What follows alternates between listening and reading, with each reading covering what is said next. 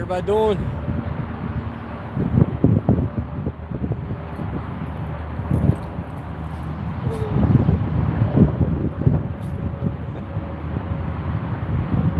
Everybody's doing good.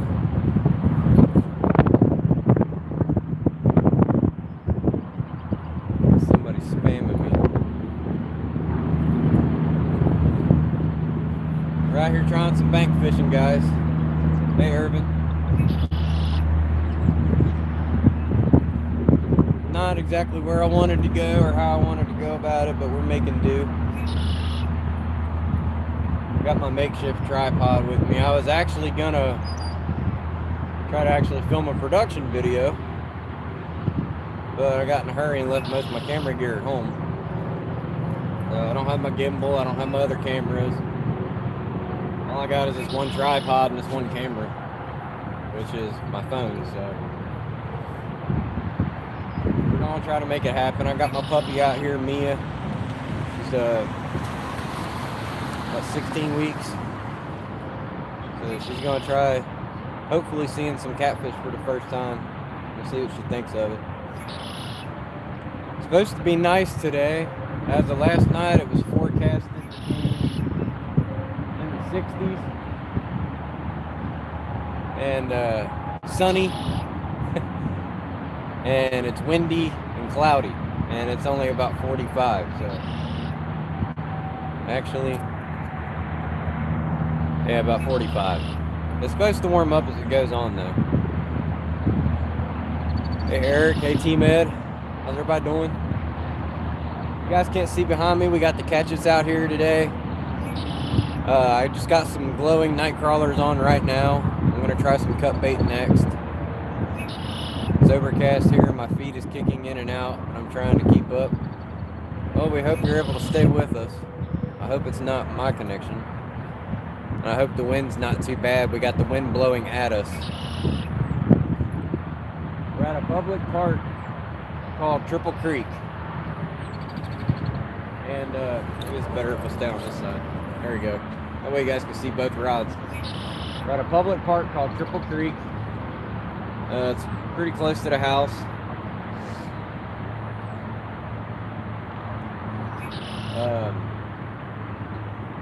There's bluegill in here, there's bass, there's turtles, there's carp, there's crappie, and there's some nice channel cats.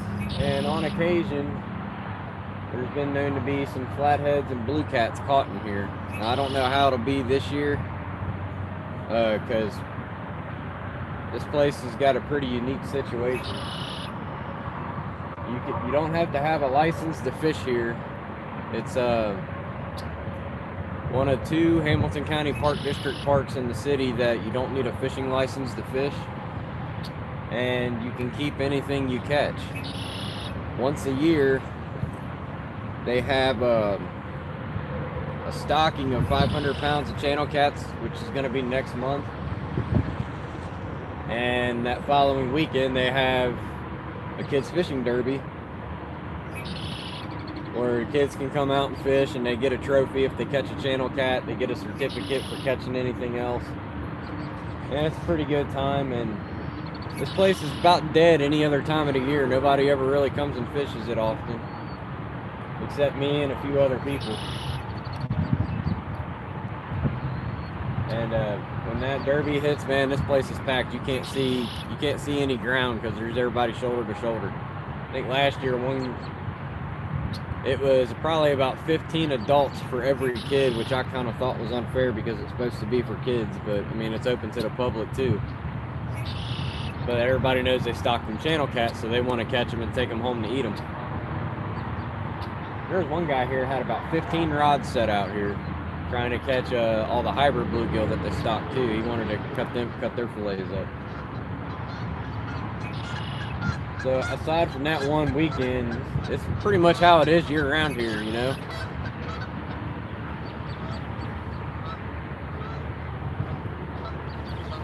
I'm gonna give the worms a little bit. I've seen some carp jumping. Maybe a carp will bite on the worms. Bass have been known to grab them here. Turtles, when they start to wake up, I don't think they're out yet. It's popular for the geese and ducks. Good bullhead fishing too over by the pier. I don't know if you can see it. I don't know if it shows that pier or not. Yeah, right there. Right here where my finger's at. Ooh, right there, tip my finger. There's a little pier there. Guys like to fish with little bread balls and catch the bullheads. I think my line's going slack.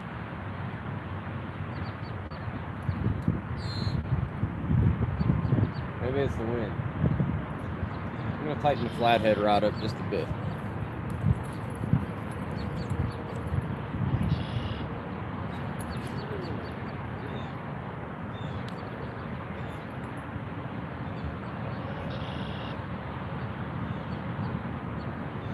The rod's getting pulled in the water today with these catches.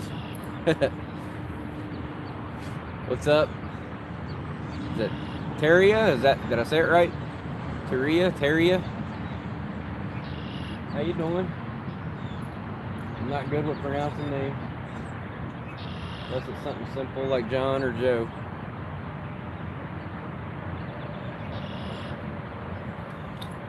Puppy's going buck wild. She wants to sniff everything out. I got her leash tied to my belt loop, and as you can see, she's winding me up. And she likes going in circles.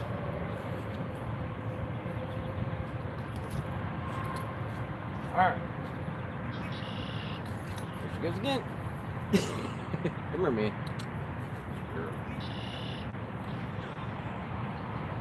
This is Mia.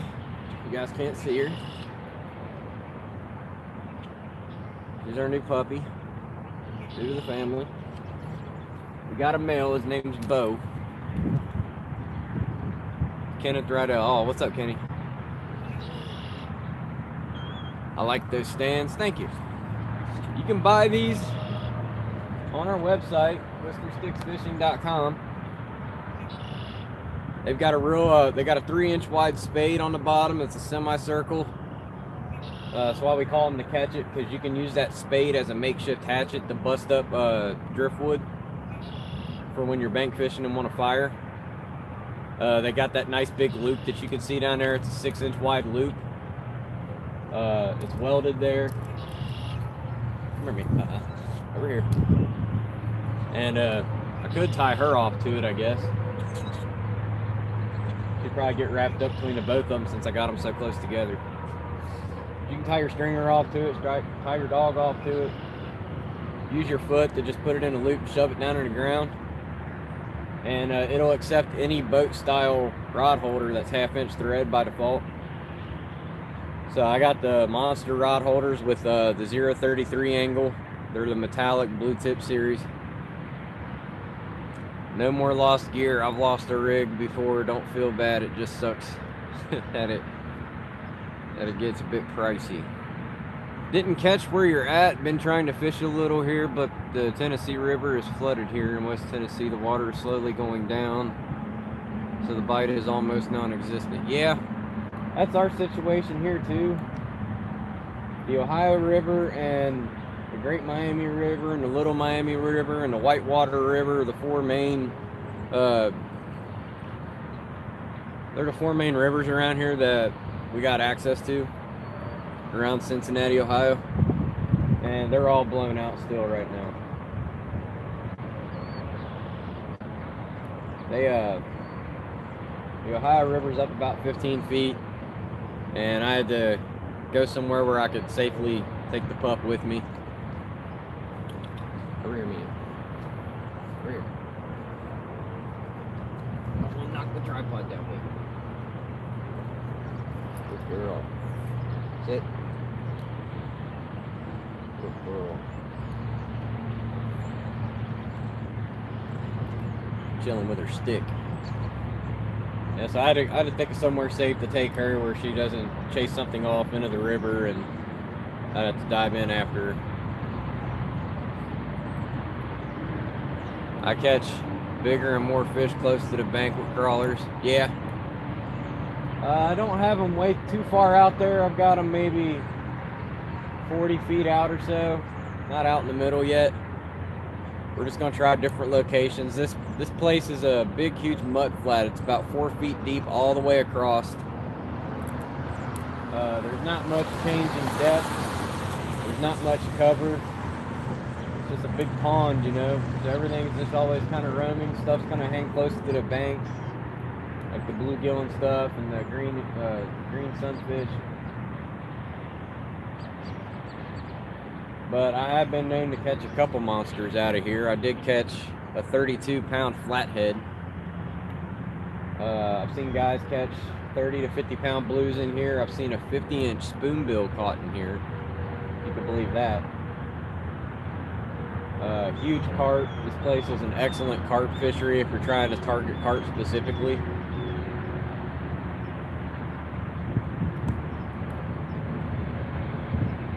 This is just going to be one of those gloomy days where you might not get much action, but at least I get to be out. I haven't been fishing since the Catfish conference, which I only got to fish maybe 40 minutes or so that Friday evening, or that Saturday. Yeah, it was that Friday evening. Saturday rained us out. We were supposed to have a meet and greet,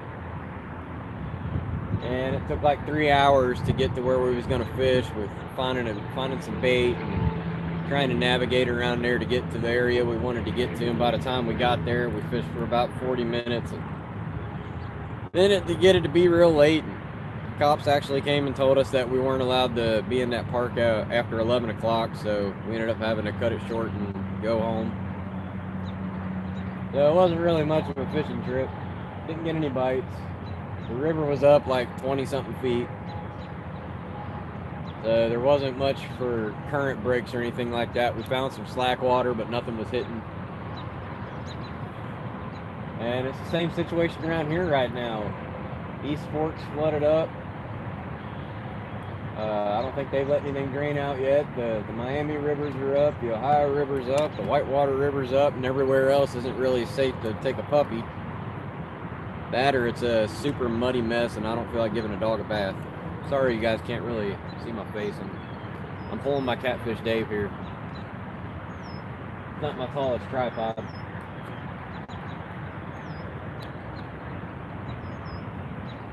I'm gonna give it a little bit more, and then maybe we'll switch one over to some cut bait. Hurry up and catch fish.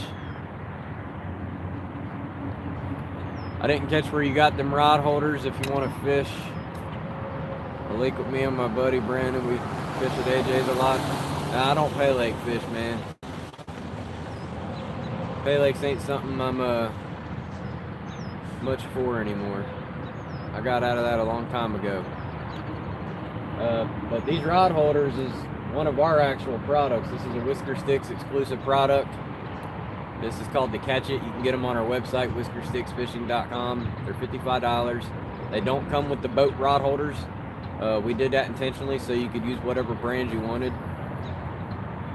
They're made out of solid cold rolled steel, 1/2 inch cold rolled steel. It's all one piece from the handle to the spade. The spade is a 1/4 inch steel. And these I have were our first prototype runs that I use for my personal use. They got 3/4 inch handles. We've actually upgraded it to a 1 inch diameter handle because it's got a better ergonomic holds for people to use. The handle is hollow with a 1/2 inch thread. It goes all the way through. Campground and Park Lake, public lake. AJ's is not a pay lake. Oh, okay.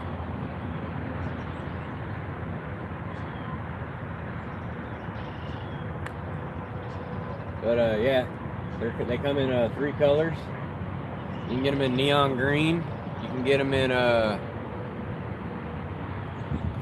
midnight black, which is what I got here, and then we got a hot pink for the ladies. Where's the trophy catfish queen? This is Mia right here. She's my trophy Cappy Shepherd queen. First we gotta get a catfish, don't we?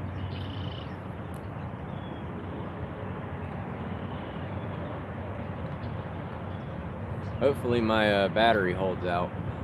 That's 76%. forgot my battery packs at home. I forgot my gimbals and cameras and charger cords and everything at home. I got in a hurry, got excited to get out here. Take the dog for the first time. And it wasn't panning out, so.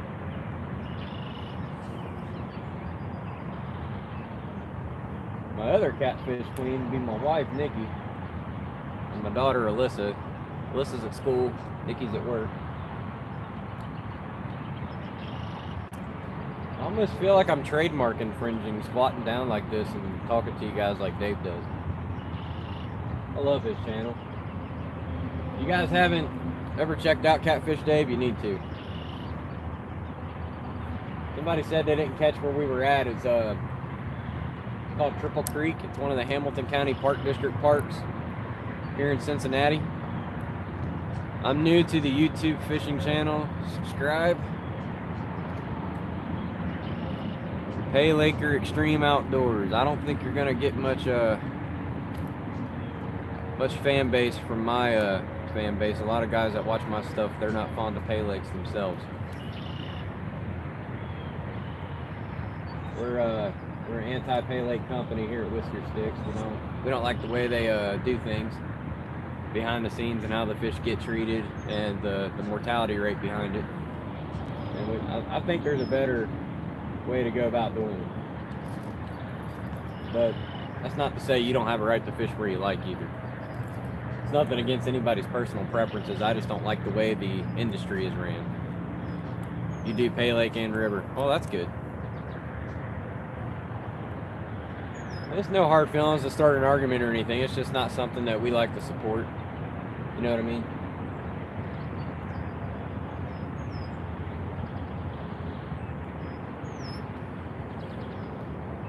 There were carp jumping all over the place when I first got here. Now I ain't seen nothing. I think I'm gonna reel these in. I got a couple bluegill in the bucket. I'm gonna try to cut one of those up. Hey Okie, how you doing? Maybe we'll see if some cut bait will entice them. Yep, same here. They mistreat the fish. I've seen a video where they catch the catfish out of the rivers that we fish. Yeah. If you guys want any kind of insight on that, if you're outside of the tri-state area and you don't have Pay Lakes where you live, if you want to see what the trophy Pay Lakes are about, not all Pay Lakes are bad. There's good Pay Lakes. It's the trophy Pay Lakes that harvest the giant-sized catfish out of the river systems and lakes and reservoirs. And if you want to learn more about that, you can go to Exposing Pay Lakes YouTube channel.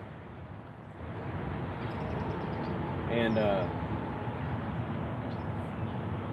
you can see more videos on there. They show not just how it goes down, but they show the adverse effects of down the road, what it causes as far as the ecosystem and the food chain and the future of the species itself. If you think about it, if all the big catfish are taken out over time and you can't replenish that size of fish at the rate that it's being taken, eventually there's not going to be any fish for anybody to catch. And then what are the Pay Lakes going to do if they ain't got no monster fish to stock, you know? People's going to stop going. For me, it would be, why pay $20 to fish 12 hours at, say, Windmill or Paradise or TJ's or any of them, if all they got is a bunch of 10-pounders and under, and I can go do that anywhere else and pay $20 once for the whole year. And I think if nothing gets changed over time, that might be what it ends up leading to. Over here, Mia. Not to get into philosophical debate, but it's not just the Ohio area they hit. They've gone as far as the Potomac River, Mississippi, Missouri, Tennessee River, all over the place. Bluegill heads work best at Triple Creek. Yeah, I've caught some good fish on them. I've used live bass here. I've used bullhead. I've used crappie. I've used carp. I've used, don't knock that over. I've used mullet, chub, suckers, you name it. I've tried everything here. You got to match the hatch. And I started out with glowworms because it was all I could find. The Ameristop up the street was all they had. They had that one single box. They had a box of regular night crawlers, but they were frozen solid in the freezer. You're in a good spot at Triple Creek. Live goldfish work great also. There's big ones in here. The biggest one I've ever caught was actually on the opposite side, Kenny. And I was using a little piece of cut bluegill about the size of my thumbnail. And that 32-pound flathead hit it. I couldn't believe it when I seen it. I've seen some big blues pulled out of here, and I think what the reason that is because people will come around, they'll take something, stay from the Great Miami, it's the closest river system here, and they'll actually put a few things in here from time to time, and they just grow and get big. People stock these after hours, they sneak in and put fish in here, so they got somewhere close to come in and fish and catch them. Those are the stories I've heard from the groundskeepers here. And there's been the opposite too. There's been times where people tried to sneak in here after hours with a seine net because this thing's only 4 feet deep.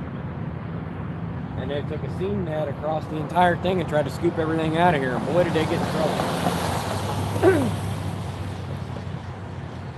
This side that I'm on is a little bit deeper, about 6 inches deeper than the majority of the lake. There's a nice trough that runs along this rock side. And on the other side, between those two trees, which I'm standing in front of, kind of hard to see, there should be 2 trees to the right of this picnic table over here. There's another hole that's about 1 foot deeper, and any change in depth can really make a difference. I haven't got a bite in a while, so I think I need to either recast or try changing the bait. I'm going to put some cut bait on them.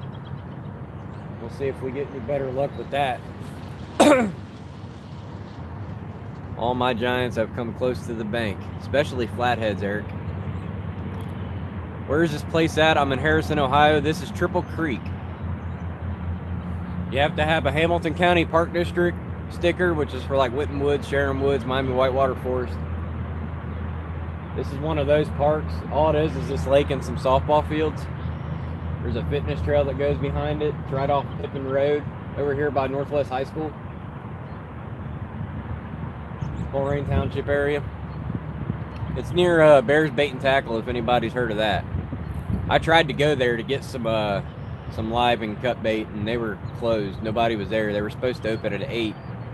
Somebody sat outside, said they weren't going to open until 11, and I didn't want to wait. This is going to probably be the last time I get to fish for a long time, so I was trying to make the most of it. Me and my dad used to drop 20s and 30s in there. We put 6 big flats in when I was a kid. That's fine and dandy and all. But some people need to consider, though, keep in the back of their mind when they stock foreign fish like that, outside of the biology of the diseases and stuff that they could transmit, if any, is flatheads especially have a very voracious appetite. And they will eat a lot. So if you put too many in, which isn't the case, because at least with this place yet, because the shad population in here is ridiculous. So I would imagine that they gorge on the shad. Finally something jumped. But if you put too many in a certain body of water, if there's too of an overabundance of flatheads, they'll eat everything else out. Well, I know you were a kid. I'm not knocking on you, Kenny. I'm anxious to see the Katchet in action. They look great. Me too. I'm going to try that place. You should fish the Miami Whitewater River. That's where I caught that big flathead, 32-pound flatty. Yeah, the Whitewater River is awesome. And it's free-flowing too, if I'm not mistaken, so you can get blues pretty far up too. I do like to fish the Great Miami more than any other river. Just something about it for me. That's my favorite place to go, is the Great Miami. It's not known for its population of blue cats because of the dams. But anything from, say, New Miami on down, I fished quite a few spots. And my Google Maps is covered in stars. Saved locations.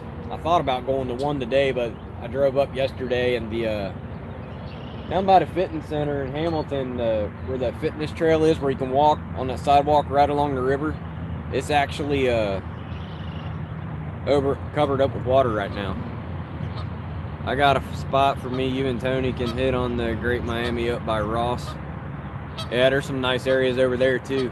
That's where I've actually caught my biggest flathead ever. If you see the video, Monster Catfish Gets Even, where you see my rod get pulled in, that's where I caught the 44 pound. It was over near Edgewater. So it was a little bit past Ross. It was just across the stream from Edgewater Racetrack. Put on a bluegill and cast really close to the bank. Yeah, we're gonna try that here in a second. I'll put one out in the middle and I'll put one close down to the back road side, because that's where all the big carp like to jump and hang. So we'll see if something's swimming by near there. Also, the wind's blowing that way too.